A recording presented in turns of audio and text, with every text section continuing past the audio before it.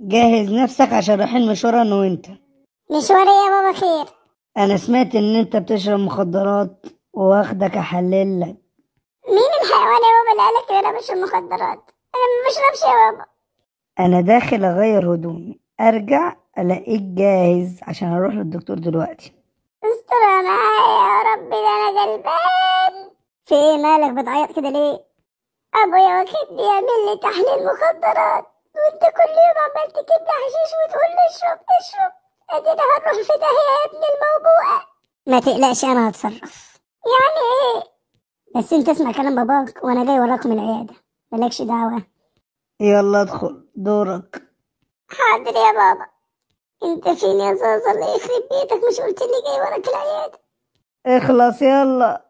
خد يا حبيبي، ادخل المكتب اللي هناك ده واملى الازازه دي وتعالى لي عشان اعمل لك التحاليل. حاضر يا دكتور. انت اتاخرت كده ليه؟ ما تقلقش، انا رحت جبت البت صباح عشان تعمل التحاليل مكانك.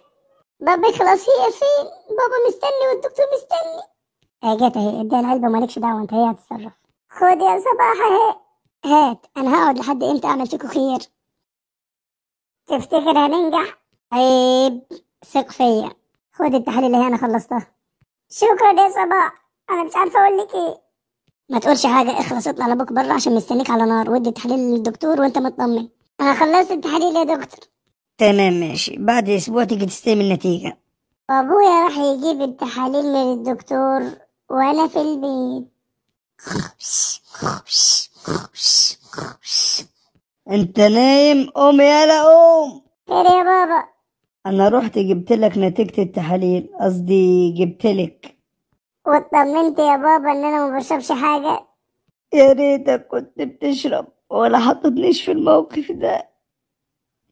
التحاليل بتاعتك بتقول ان انت حامل.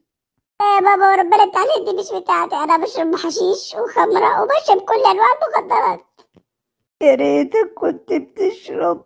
اعمل فيك ايه دلوقتي؟ اجوزك ولا اعمل فيك ايه؟ مش عارف، انا مش عارف اقول ايه يا ربي.